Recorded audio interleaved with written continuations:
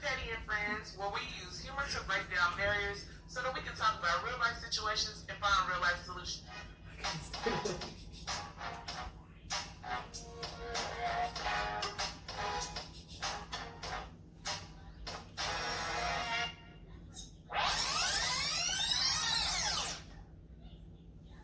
Hey y'all, welcome to episode 33 of Petty and Friends.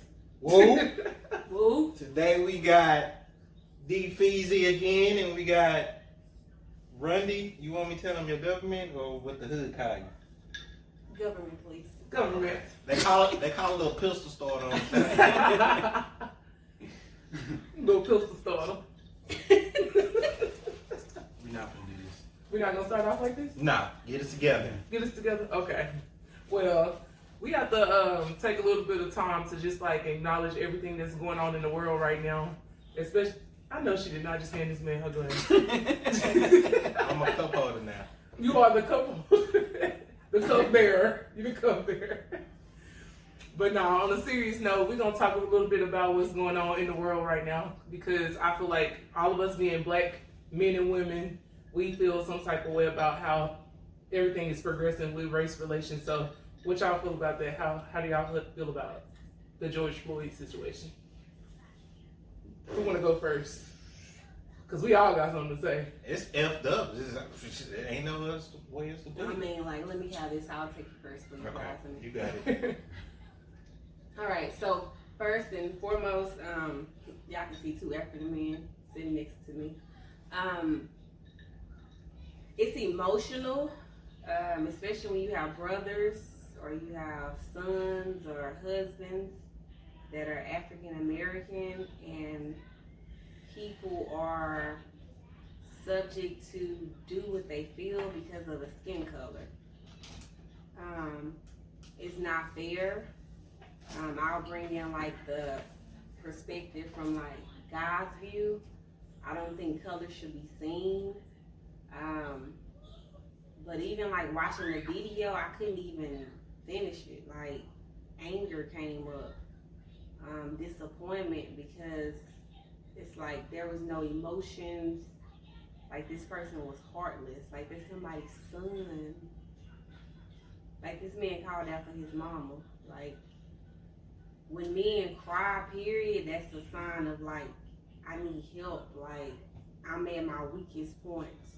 For real. Yeah. But Yeah. I'll let somebody else take it up because I'm getting emotional. I don't know. It's scary to me. It's scary. Like, now, even when I know people who are police officers. So now it's like, I don't want to, but I look at them sideways now. Only because of what I see. Yeah. So like I say, we're our friends, so therefore I look at it as like, okay, well, you with them, cause like if Trina, I got her back, right or wrong. Yeah. But if Trina wrong, okay, when we get in private, hey Trina, you know you was wrong. But I'm not gonna add her in front of everybody else. Yeah. That's how I feel like they do. You know what I'm saying? Like, even I don't even probably feel like they tell them they was wrong. You know what I'm saying? I just feel like they just got their back through thick and thin. So it's like, it make me look at white people a different way. You know what I'm saying? Even though I know I'll not like that, but it make me look like, yeah, you got some of that in you. You know what I'm saying? That's how it make me look like. And when I see police to this day, I get mad. Like ugh. You know what I'm saying? Like, even if they hold the door for me. At least you holding my door for me. Let me get out. Let me go in the store on my own. That's how I feel. Like I don't have no respect for them at all. That's because it's scary. Like, you get pulled over at nighttime and you don't know what's gonna happen. You just sitting there. You know what I'm saying? Like, okay, should I move? Should I reach for my insurance? Should I reach for my wallet? So now it's to the point like, do I need to start riding around with all my information on the dashboard so when they walk up to the car, oh, there it go right there. Right. I shouldn't have to do that. It's crazy because you actually do gotta like pre-plan it. Like, in my head, I'm like, all right, as soon as I get pulled over, I'm finna have my driver's license ready, my insurance ready, and then I'm finna prop my phone up to go on Facebook Live or something, just so I can have like some video proof of the craziness that's about to happen. Yeah. We shouldn't have to do that. Don't nobody else have to do that. Like, it's bullshit. Plain and simple. That's true. I was educating Imani on there. Like, she's about to start driving. I'm like, what do you do when you get pulled over by an officer? She was like, I just pull over. And I'm like, that's not just all. Like, I need you to pull over in like a crowded place. Like, don't pull over on the side. And I need you to keep your hands on the steering wheel, because all it takes is for you to be like, oh, I was reaching for my ID or my driver's license, and they say I thought she had a gun. Right. And so it's really hard, like with the teenagers, because they don't understand that. But she asked me the same thing. She's like, what do you do? I crack my window this much, because that's my right. I don't have to let my window all the way down. I can let it down this much because you can see in my car, and I can slide my information out. And at the same time, if I don't feel that comfortable, I can always call 911 and be like, hey, there's an officer that's pulling me over, and I need y'all to know his badge number, and this is what's going on. I'm African American, and I don't feel like he needs to be here. Right. Me personally, I feel like if you are patrolling certain neighborhoods and you know that you don't like African Americans, don't sign up for the South Side. Right. Don't sign up for Eastwood, because those are predominantly like African American communities. Send somebody out there that's willing to say, you know what, I can tolerate these people. I'm not gonna shoot them because of their skin color. Right is right and wrong is wrong. Well, I will say this too. I think that it's sad that we have to prepare our kids and other people for the worst. You know, like no other culture really does have to like plan for the worst and hope for the best like we do. Clearly, I'm very upset about it, and I feel like I don't know what to say to some of my students, because although I don't have kids, I still have to teach those kids about how they should act and how they should, what they should do when they're in those situations. But looking at all these different videos, even if you do comply, it's like you damned if you do, you damned if you don't type of thing. So I think we need some, the people who are with them, the other cops need to make sure that they are actually holding their person accountable regardless, because that's really where the issue lies. Like, if you're standing there and you watching them do this stuff, you're just as guilty as the person that's actually committed the act. And clearly it's all hatred. It's like there's no reason that they have to do certain things that they do. Like, not only is it a race thing, it's also like they get a God complex just because they're an officer. They think they can control everything and they can do whatever the hell they want to. Like, and with all these protests and rioting, you seeing all these different videos of them abusing their power, and like they're just now starting to pay for the wrongdoings that they're doing. But are they though? That's the question. Like, you can get paid leave, you know what I'm saying? Yeah. And then you get called out for it or whatever. Maybe you offer your job for a little bit, but we very rarely see convictions. Yeah. And that right there is part of the reason why so many people are so angry right now and rioting and doing all that other stuff. But I will say this about the rioting and the looting and all of that kind of stuff. I understand it, you know what I'm saying? I understand some people can't control their anger right now, the rage. And when you hit them in their pockets, things do kind of start to turn. Exactly. I get that. But I do feel like there are people that's trying to be a part of the movement that's not a part of the movement, that's doing extra stuff that makes us look bad.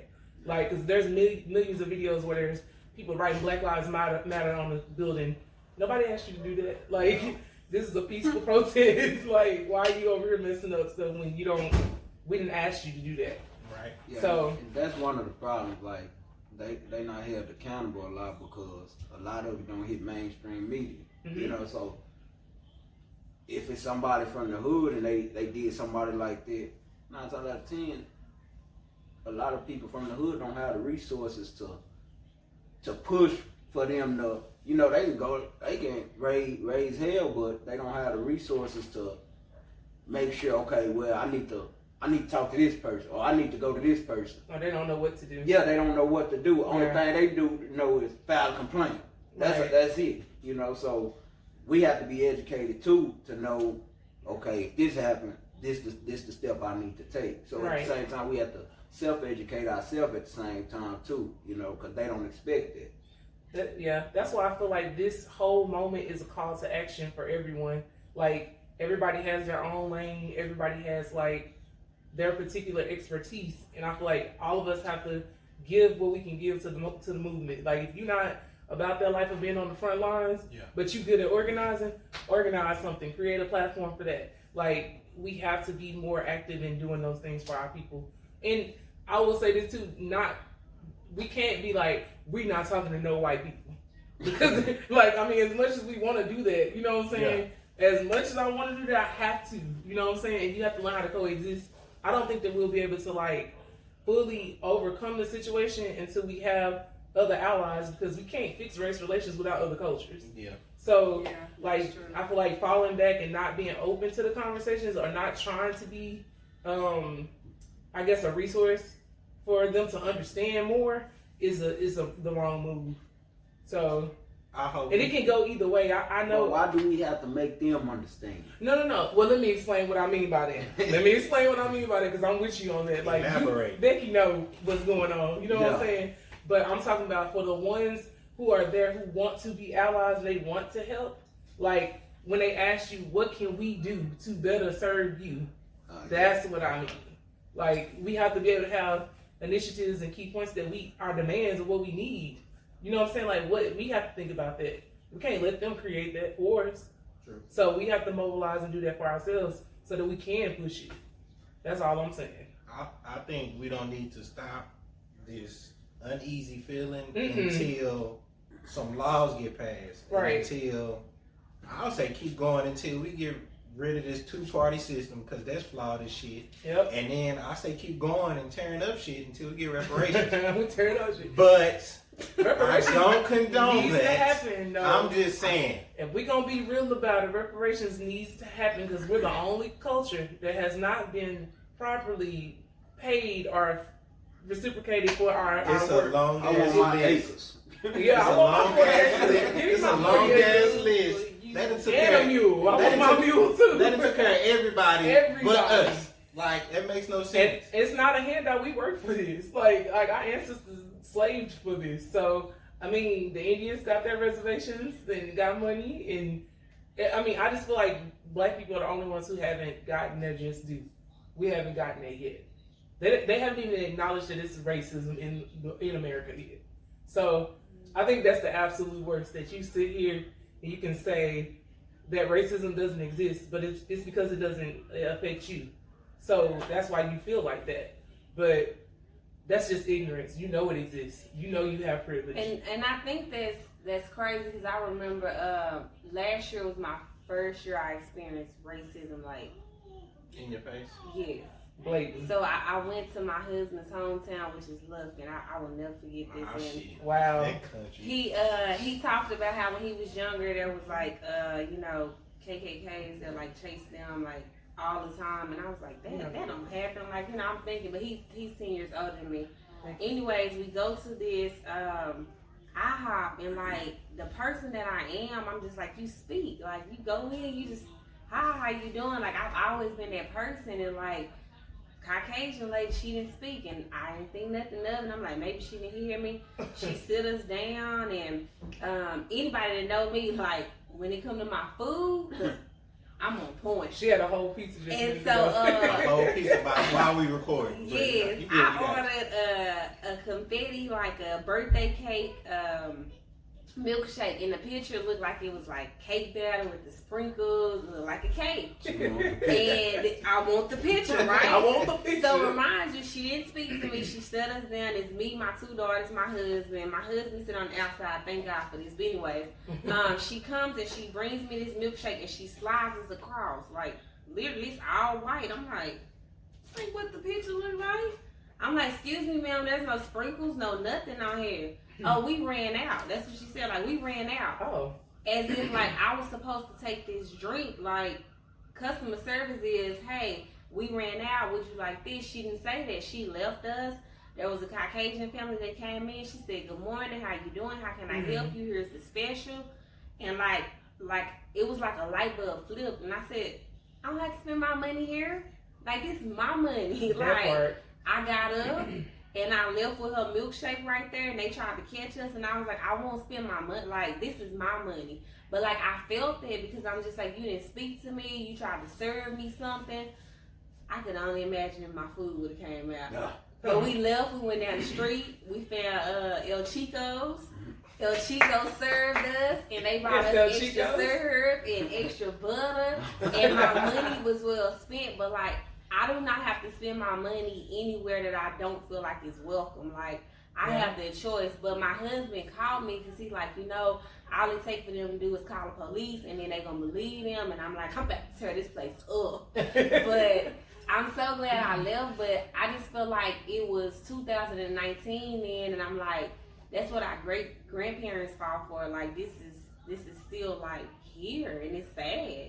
Yeah, baby, I'm beautiful. Black is beautiful. You want to be real though? They fought for the right for us to even have a seat at that table. Yeah. But it's like you said, I don't have to spend my money here, and I think that's the energy that we all need to take. Like, I don't have to spend my money at Walmart. I don't have to spend my money at Apple. I can make my own. Apple gonna get my money though. I'm sorry, because I need my iPhone. But I can make Chinese though. I don't think they got cake. Oh, okay, well then it's cool. We cool then. But like, you can take your money wherever you want to take it. I feel like that's where the power lies anyway. When you start affecting that bottom line, that money, then you start shifting. So I think that as a culture, we need to make sure that we're supporting our Black-owned businesses. Black-owned businesses, you need to make sure that you actually putting in the work and having good customer service and having a real good product, because we don't have to support you just because you Black either. You know what I'm saying? Them Black-owned businesses or BOBs learn to take constructive criticism. Please. It's okay to give me all of it and build on it. Y'all just, I got some stories. That's all I'm saying. We gonna tell me your story, Adi, because I'm one of those Black businesses. I own my candles, so please let me know if you don't like the scent. Please check me out at Sweet Infinity, like that's me, Rundee Smith. But if you don't like the scent, let me know. If you think you want bigger glasses, let me know. If it's not burning long, like I'm all for the growth, okay? She gonna be that new. She gonna have her own scents for y'all. Hold on. Thank you, brother. Cupbearer. Thank you. Well, with us going through this this world, not knowing when we gonna go, like, you could be gone tomorrow from an insect bite, you could be gone from police brutality or natural causes. Have y'all started making plans for life after, to leave your people something? I have. What have you been doing? First of all, do not do any fish baskets for my funeral. Do not sell. Hold on, wait. Fish baskets. Yo, what? For my funeral.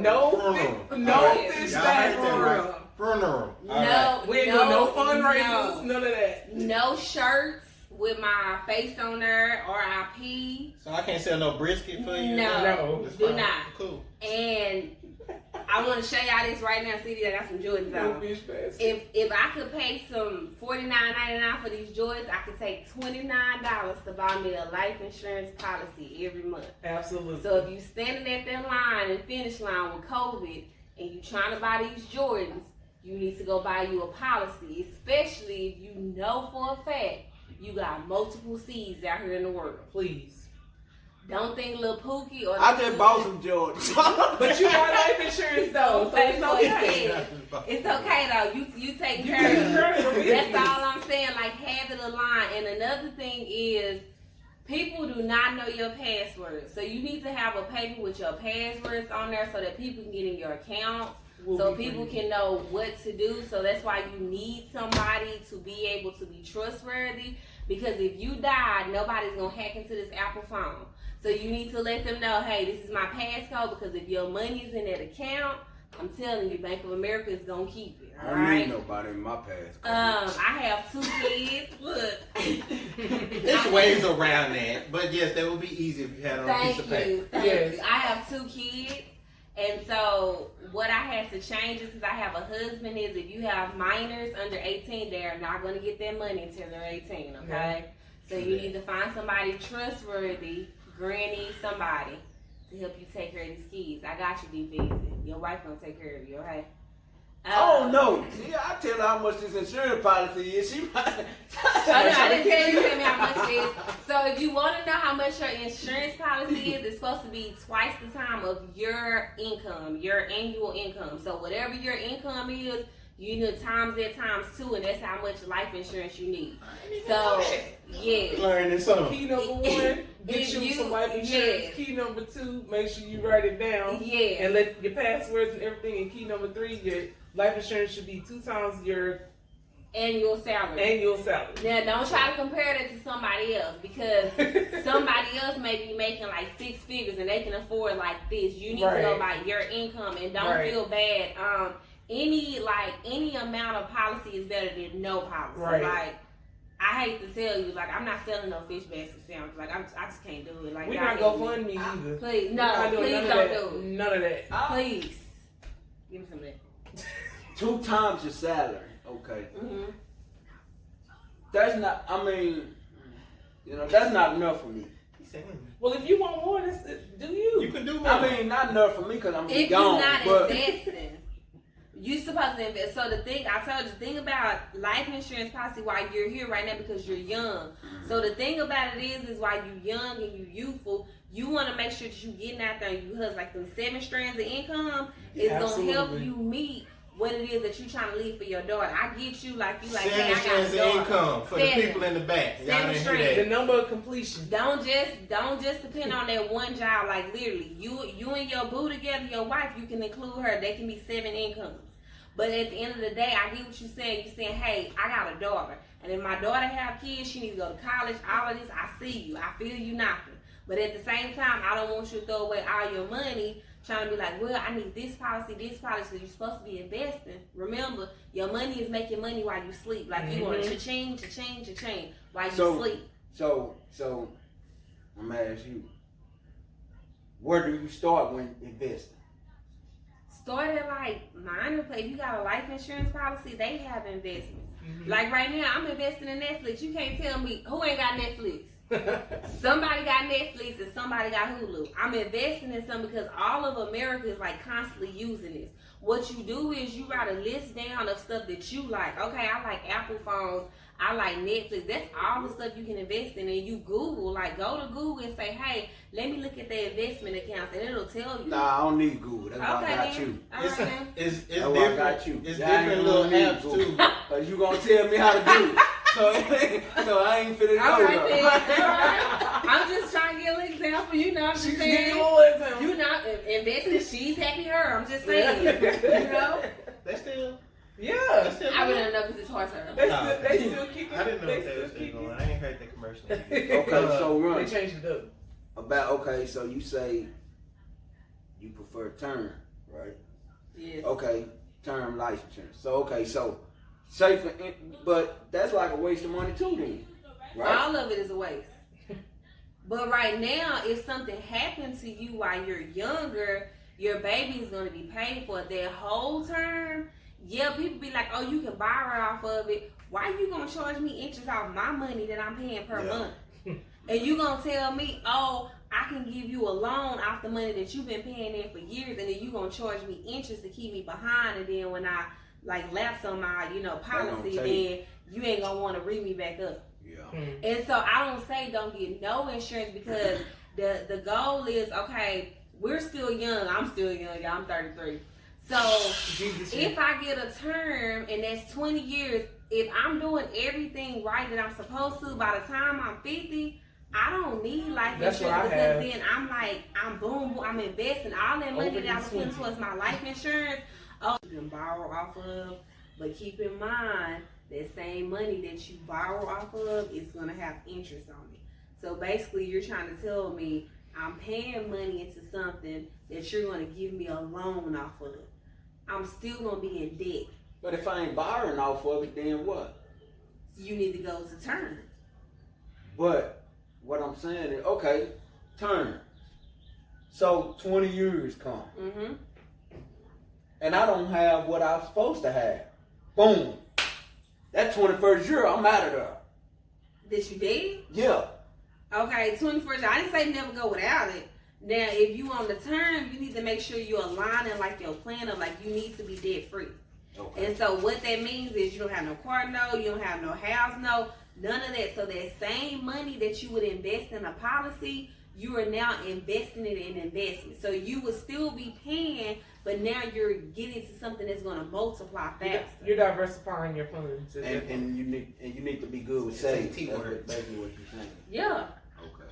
And you need to make sure that a lot of people be like, oh, I got a savings account at, you know, this bank. Well, if you at any bank like Bank of America, no offense, I'm with y'all, Chase, any of them, you don't need a savings account with them because they're not paying you anything. They're like the fourth party getting money off of everybody else, and then they're trying to say, hey, if you save, we'll give you like a So tell the people $100. who paying then. All right, for their savings account or life insurance? Savings account. Savings account. Tell the people who You paying. either need to get you, even a credit union is okay, but better than a credit union is like if you have like a life insurance policy, they have a savings account that has like 2%. So they're matching up 2% of what you got. Credit unions go up to like maybe 1%. You can still do it for like your emergency savings, but like Pacific, I'm calling you Monday. Cause y'all didn't tell me that. But you wanna go Unless you where your ask. money can multiply. So hopefully in your savings, you have your emergency savings, which is something you can get to right then and there. I need a tire. Oh, you know, $1,000. my daughter was sick. Yes. But to be honest, Dave Ramsey, no offense, it's 2020. I think you need to move that up to $2,000 because $1,000 can be gone like a snap It of a sure finger. can. No what they offense, stimulus page. you go with your income though, because some people your emergency savings may be $500 because of your income. That means you may be in a bracket from making like $10,000 to $30,000. So you go with your bracket. The other thing is your other savings account is at 3 times. Like right now, we're in a situation where some people don't have a job. Well, in that other savings account, it would have came in effect because you had 3 times your monthly income, like whatever it takes to run your household. You had 3 months of that saved in there, and that's what's multiplying on those accounts that's giving you like the most interest. Just trying to help y'all. That's all. Get them. Okay. And no, I don't good make 6 financial figures. advice. I do not make 6 figures at all. Not yet. And then when you do make 6 figures, I'm still calling you for free. Right. So Because that seat's gonna be there for a moment. I'm still calling you for free. So But Remember, my the friends will be 7 strands of millionaires. income help you too. And the 7 strands is not to say, oh, I'm rich, I can go shopping, I can go traveling. The 7 strands is let me continue to invest so that way when I start sleeping, my money starts making money by itself. And when I hit that 50 bracket, because it's possible, because I'm just 33, it's very possible that by the time I hit 50, I can be a millionaire. Yeah. Don't matter if I'm white, I'm black, Caucasian. If I'm smart and I'm wise and I do the same thing they do and invest, then I have that possibility of being a millionaire. Right. And it's very, very, very Preach, possible. brother. It's very possible. A lot of people have $1 million ideas and $100,000 ideas. Like, them add up too. Just want to say that. Stimulus. Them add up too. If you get income tax, all of that money you can invest. You can save, you can invest. Like, remember, investment it is taking a chance. Don't get me wrong. Sometimes the markets are up, they're low, but like you don't stop because the markets constantly grow. Like, I don't think McDonald's gonna ever go out of style. People gonna always want double cheeseburger and fries. And that pink putty meat. And it's not even real. It's not real, but it's That's still what it here, is. right? Be like Michael Jordan, invest in the jail cells. They're never going anywhere. That wasn't him. Never. That wasn't him. I thought they said he invested in him. Look, he That gonna was get mad. It was a when you white say- dude You see named that? Michael Jordan. He gonna get mad when you Michael talk about Jordan, Michael the White Jordan. dude named Michael Jordan. He gonna get My mad when you bad. talk about Michael Jordan. I said Michael Jordan. You see what he got I on? said She's back in skin the color. shirt. But I gotta let them know who it is. It wasn't. Thank you. It wasn't bald head It Mike. wasn't, I want to be like Mike. Yeah, investments is real. So Rundee, is your husband do y'all go financial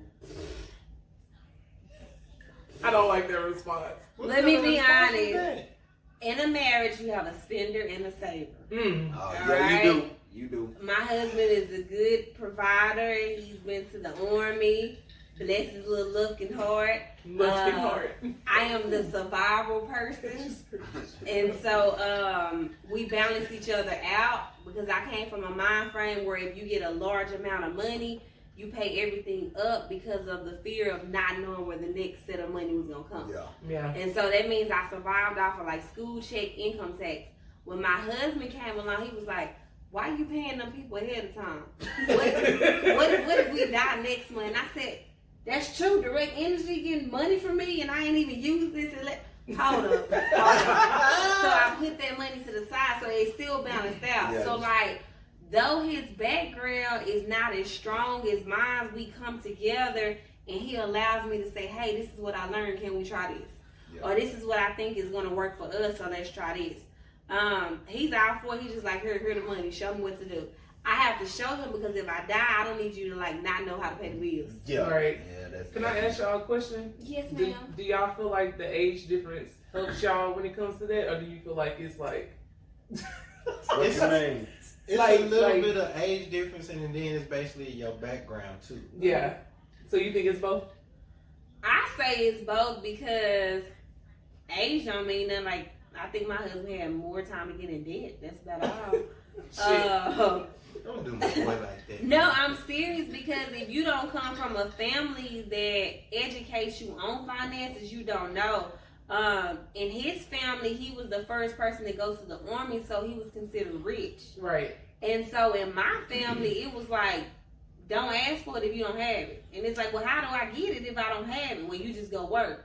So you're going to tell me I just work all of these hours just to get what I want and not tell me about like investments or like Right. saving. You just teach me how to go hustle.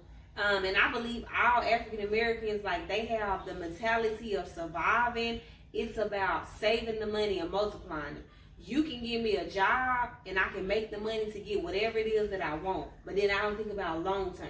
That's why I always say don't just survive, thrive as well, because you need to know how to make money. Yes. So I don't want to work as hard as I work forever. Like y'all know how many jobs I work. But I don't want to do that forever. You know what I'm saying? So you do have to stop being in survival mode so much and think about the future as well and how you can do it the easier way, like not having to kill yourself. I just like older women. I'm dead. You just like older women.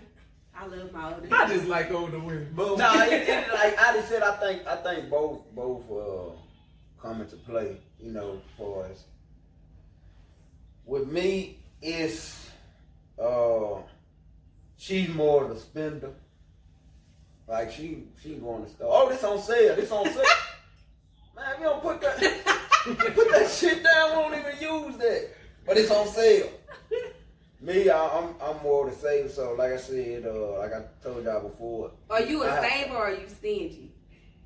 Because it's two different things. Some Hold people on, just tell me the difference.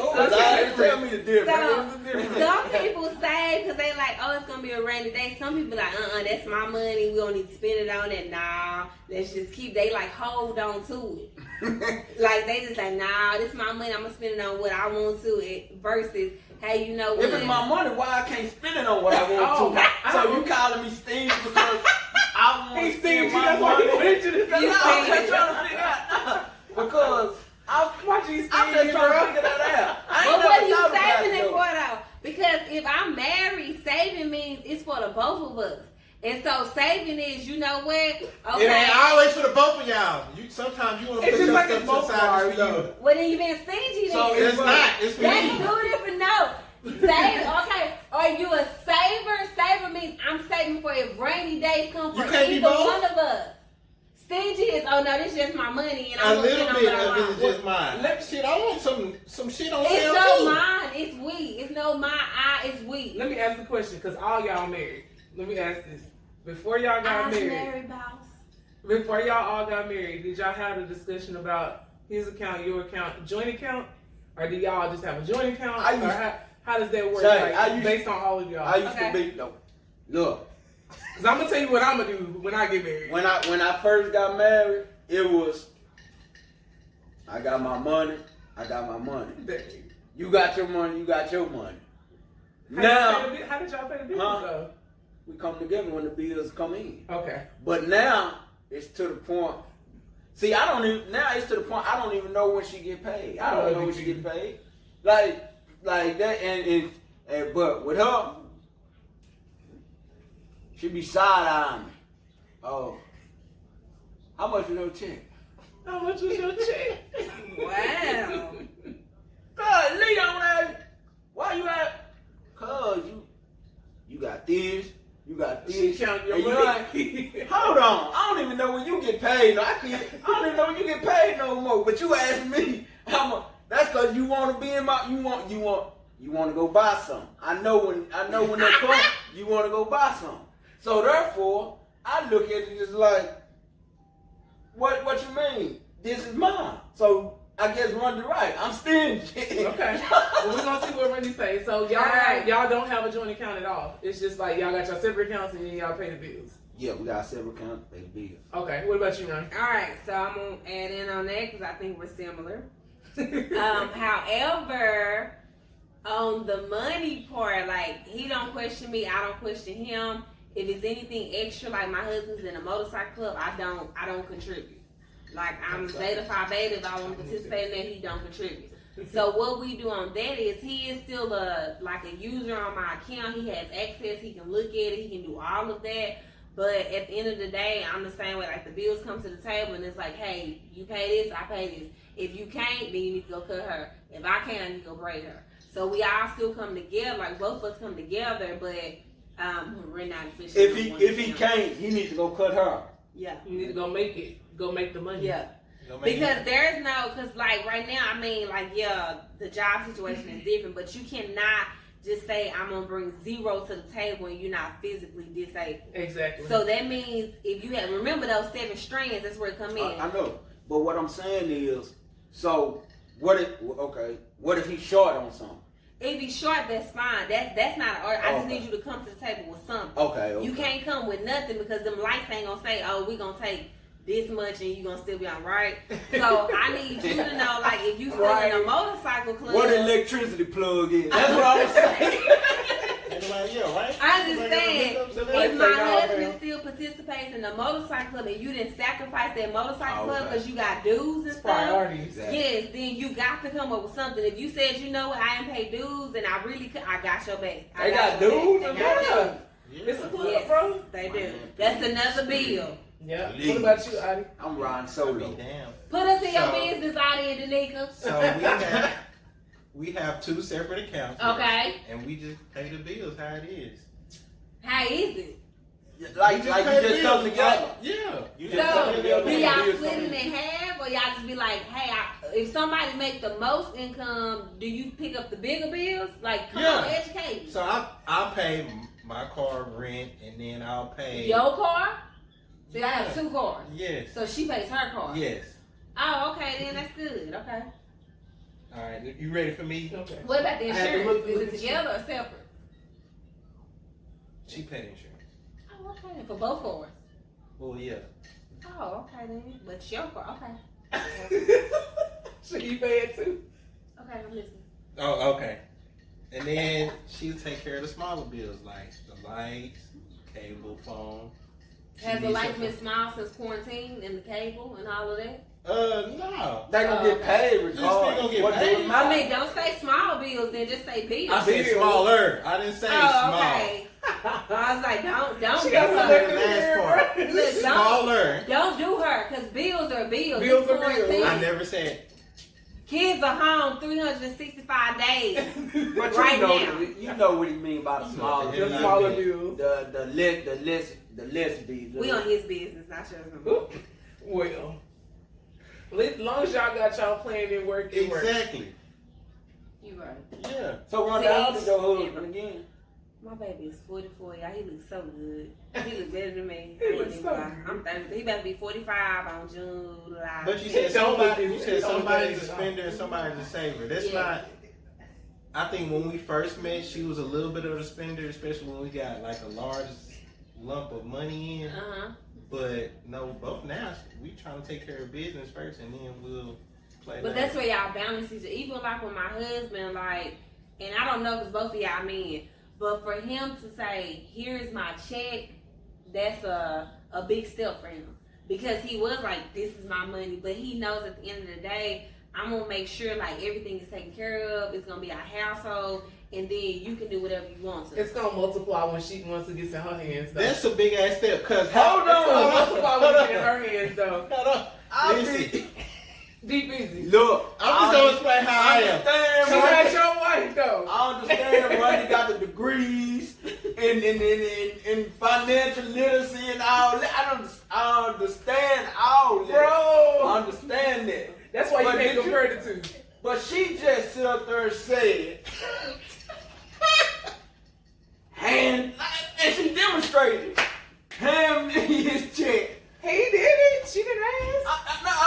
that's fine. She handled her business. That's So you didn't ask perfectly him fine. to do that? No. Oh, okay. I never like it's let's just get this crystal out now. I was very independent. So Still be- it Oh, I was- know. You still are. it's very hard. Like people may be like, "Oh, I'm with this man. He give me his money." That is a hard characteristic to be like, "Oh, I'm gonna accept somebody else's money," because then you get in the mind frame It's of, hard. do they control me or do they, want something else from me? Because that's hard to just like deteriorate from. And so because he knows like where my mind was and where I'm trying to go, he's like, I was never there before you came, and you still young, and your mind frame is set on getting us debt free. I see it now. I get it. I get it now. I totally get it. But what I'm saying is, I get what you're saying, because it's like you have to, in order for somebody to believe you, have to show them. Mm-hmm. Okay, so you done showed him, so now you're like, okay, well, she know more about. But I'm just so like his whole check. Well, okay, hold on.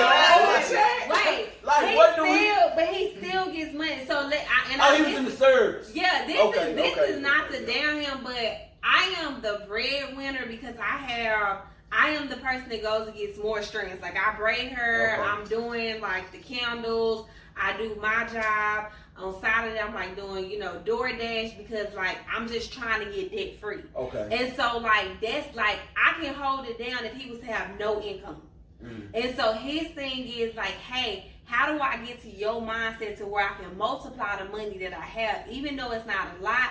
How can I get this lot to spread out? I tithe. I ain't gonna even lie. I get my tithes. That's one thing. Absolutely. Like there is no way I can like make any money multiply without getting my tithes. That's my personal belief, and I don't put that on anybody. But I know for a fact that my bills used to be $2,200, and I made $800 a month, and nothing ever got cut off. Right. But that's just me personally. So whenever he said that, I'm like, you sure you want to do this? And he was like, hey, you've been doing it for X, Y, and Z amount of time, because we've been together 10 years now. So he was like, I might as well go ahead and join the party. He still got his money. Whatever he need and want is still accessible. He just has to know priorities. Get your hands off me. Time out. Get your hands off me. Hold on. Y'all been together what? 10 years. Yeah. How long you been with your wife? It's been about that. Yeah. But we didn't do this overnight. He didn't just give me his check like, hey, no. That How never old happened is your overnight. daughter? She 14. Oh, Yeah. We've damn. been out of school for a while, bro. Yeah. We've been in school 15 years. Where my mom been at? She about to be 15. And Jesus. Oh, for real. Jeez. Cause I swear I feel like y'all just got married like 3 years ago. we did. it But was that's the pretty thing, good. though. All of that before marriage took time. Like, I wasn't about to release my money, like, all of this took time to come together. We still become. So it makes sense, King. Yeah. It makes sense. I want to ask this real quick since you mentioned tithing. Like, how important is religion? How important is religion to you, or spirituality? Sister Williams, let me tell you something. Okay? Mr. Williams. All right. Sister Williams.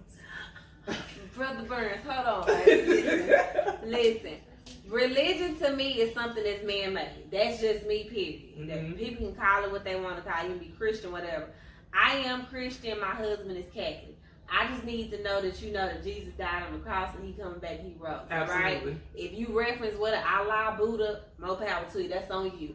At the end of the day, my belief is your tithing is you are feeding the person that has fed you spiritually, because at the end of the day, this man or this woman, whatever you have, preacher, is giving their time out devotedly. Not only that, every time I walk in my church, GCBC, we got lights, heat, hot water, soap. Times when I was down, my church came through, paid bills. My church gave me graduation gifts, everything Right. that my kids. So I tithe because I know it's true. A lot of people get into, oh, the preacher got Rolex and he got a drop top and he got this.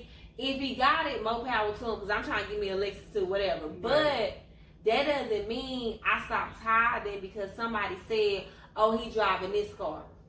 Okay? Somebody else driving another car too, but what does that mean? They stealing your money too. You don't even know. I'm just saying. Right. You never know. But in the Bible, it tells you to give 10%. Now, a lot of people say, well, I give to homeless people. I donate to charities. And if that's what you want to do, more power to you. I'm not saying don't do that. That is a personal belief. Me, I know it works. Again, my bills came up to $2,200, and I only made $800 because I did work study. Yeah. Nothing ever got cut off. There was people that wrote me checks for my exact bill amount without even know what I paid. Yeah. That whole year, God just killed me. All because I tied, and I only tied $80 because I only made $800. Right. I will say this too. I'm a firm believer in tithing too, because so I ain't big on the Bible, but that 10% is from the Old Testament. The New Testament says give what you can from the heart. Because I know a lot of people. That's why I was for the The preachers will say, oh, you need to give this, you need to give that. But if you don't feel right giving it, you know your preacher may not be on the up and up. Well, so if your preacher, I ain't at the church if he ain't on up and up. That's what I'm saying. But you gotta know. But I know too. You gotta know. I know for the church we belong to now, he has a set salary. So once he missed a set salary for the year, all the other money goes back into the church and to all the other charities and stuff. A lot of preachers don't do that. They just gonna keep pouring their money in, out, and you'll see the church just starts dwindling down as far as the building and everything. So I always give. When I do give, I give from the heart instead of just a set 10%. But what is the heart though? Is the heart oh, right now I got my stimulus check so I can get this amount. Oh, I got this, I'll get this amount. Because I feel like tithing is a trust thing. Do you trust me even when you don't think that you don't have it? And it's a way of worship too. That's part of your worship too. Yeah. Because I ain't gonna lie, shout out to my pastor, Pastor Douglas E. Brown. I feel like he was the pastor that showed me what it means to tithe, because he's kind of the kids. That's his number one heart. He don't care what it is, so he goes over the budget. If it's for the kids, he's like, do it. Now the grown ups y'all on your own. Yeah. Anyway, I feel like the kids are the next generation, but we have paid off 2 buildings. We don't owe any debt. He has paid off 2 buses. At the end of the day, every time I graduate, I ain't gonna say how much money I got, but I got a little nice gift. Thank y'all. We're doing foreign ministries, and he's all about making sure that the community is getting everything. He's constantly doing job fairs. He's constantly trying to do things, and so even when it's time to give back to the church, he's the first one to give back to the church. At the end of the day, God is gonna say you did your part. Even if that pastor took advantage of you, they're gonna have to pay twice as much if they get to heaven. I'm just saying, if they're misusing this money. You can't let somebody else's action. But we're only stewards over money. Right. Yeah, we're only stewards, and the way I see it is, money gonna come and go. It's gonna be here. We want it all. We want to be rich, but at the end of the day, it's a sheet of paper or a digit that they can just change in the system. And you know that money is currency. It's meant to move. It's meant to move anyway. But I do believe in that. Everybody has their own belief in what they feel like they should do. I don't let nobody just tell me. You are the church. Absolutely. Dpheezie Baptist Church. Bedside Baptist. And they see him through your character, bro. Yeah. Okay, good. But now he said good. You work? Is that why you don't go? Huh? You work or you just on go? Sundays? Yeah. Nah, that's my only outfit. Did you have that ain't the reason why bad I experience? Go. Nah, it's just when I used to go when I was little. I guess I'm searching for that certain feeling. Mm-hmm. How you go to the old church with the cracks in the floor and it ain't big. You gonna see the same people every Sunday. That's what. And I'm searching for that, and I just haven't found that because now churches are getting so big, and it's you can go to church one Sunday, talk to somebody, you might not see them again for another 3 months in that church. Christmas or Easter. Yeah, that's what I'm saying. So I guess that's the feeling I'm searching for, but I just ain't found it. So you just keep searching though, bro. It's out there somewhere. There's still smaller churches around. There's a lot of smaller churches. I'm gonna be honest, our church is probably over 3 acres. The building is big, but let's be honest, GCBC. Everybody said that's a big church, but when it's time to participate, the same people are there, the same 25 people. Yeah, when Christmas, Easter, all them come, we stacked up to 4,000.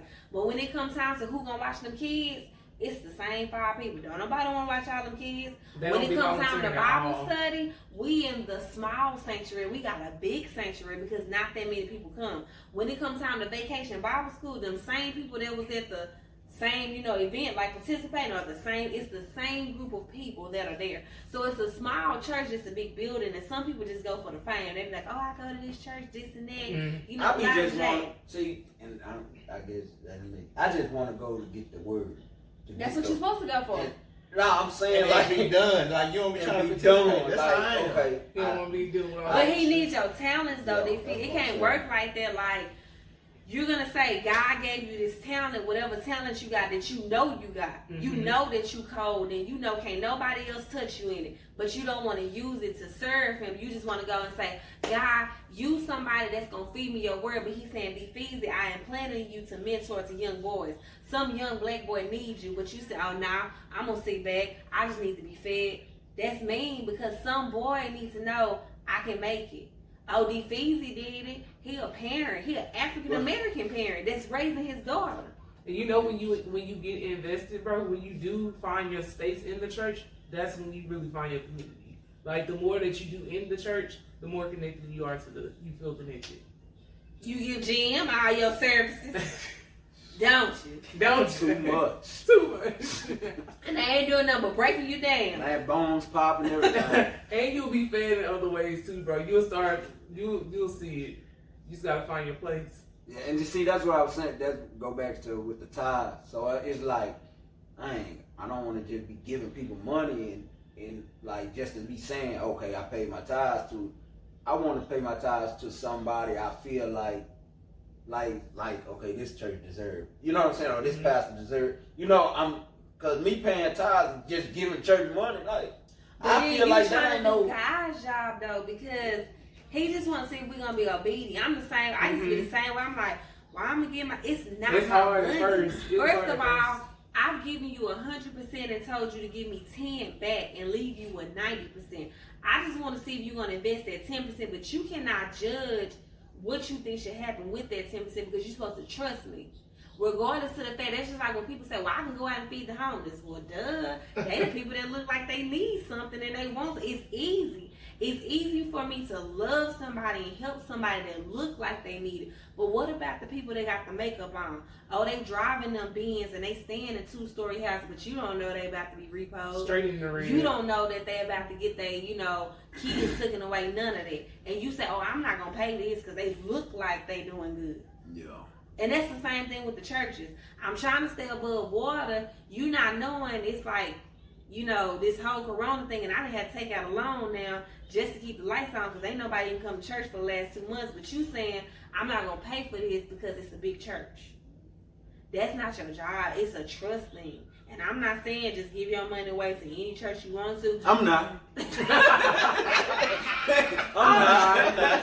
if you in there and they good, pay them for their services. Even if you go visit, you know what? This is a good pastor. I got the word. At least let me give something. Oh yeah, I always do that. Yeah. When they pass the play around 3 times. I ain't never been in one of them churches yet. Dpheezie said I gave online. I'm giving online today. I ain't been. I've been the 2, the pass around the 2 times. I ain't never been the 3rd. That hey, I won't be back. You done with it? We not finna stop I recording need the for your blood of wine. Jesus. She had a bunch of Jesus. I will say this though, when I was younger, it was very hard for me to like tithing was difficult for me because it's like I'm paying for this over here, paying for this over here, and paying for this over here, and I always felt like I was working and money was doing this.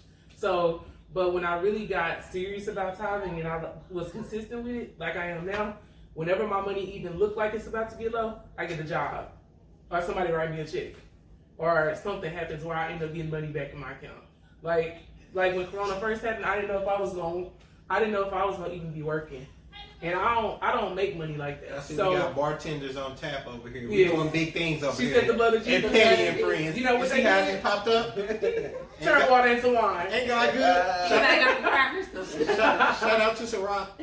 But yeah, like whenever Corona first happened, I didn't pretty much have a job at that moment. So I was just doing my normal business stuff. But my people I work for in the summer, they literally sent me $600 and was like, we just gonna give you a bonus. And I wasn't even working for them at that time. But my money was like at $2.03. You know what I'm saying? Like, Wow. so I Yeah, can't. I mean, Whenever you stuff have like those that happens to me experiences, now. like you can't. I know for a fact that it's real for me. I start feeling like that. Like I start feeling, because at first I just like, man, it just happened. Like I just start feeling like, okay, this just happened. But then as I got more spiritual, I was like, man, nah, this ain't just happening for no reason. You know what I'm saying? Nothing Like, just happens for no reason. Like when I quit Walmart and went to GM, and it was like, man, because they were like, well, we only gonna hire you part time, so 3 days, okay. I'm like, I can't work both, so what I'm gonna do?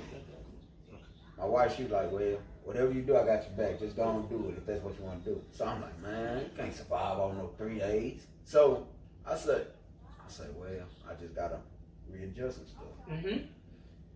So I'm working 3 days, and I can't do this, man. I gotta find another job. Boom! Got a new supervisor. Hey, Derek, I want to make you full time. What you want? Yeah, I can do that. I can do that.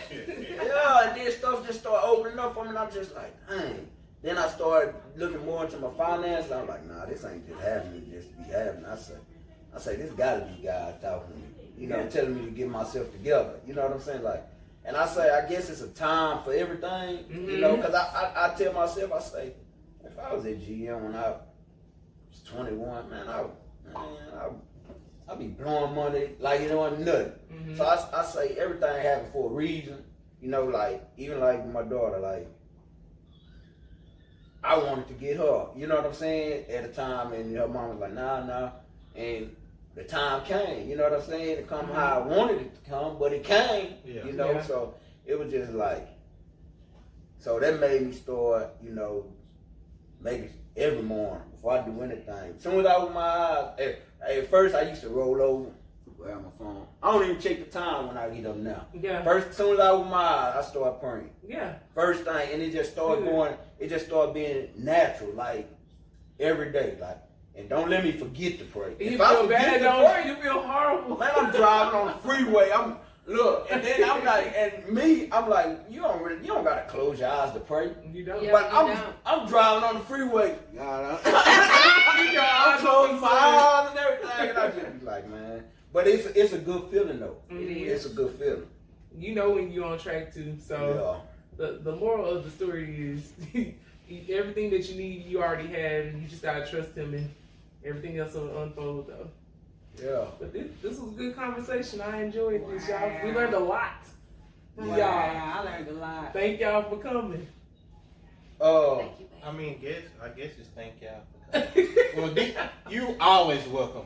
I know that. Wow. You know why I'm always welcome? The truth will set You you know why? straight. Because I'm privileged. I'm privileged. You right, because he's light skinned. Light skin. Ah. We're gonna talk about colorism later on down on another the line. show. But all right, y'all. Until next time, don't just be petty. Be a friend. Be a friend.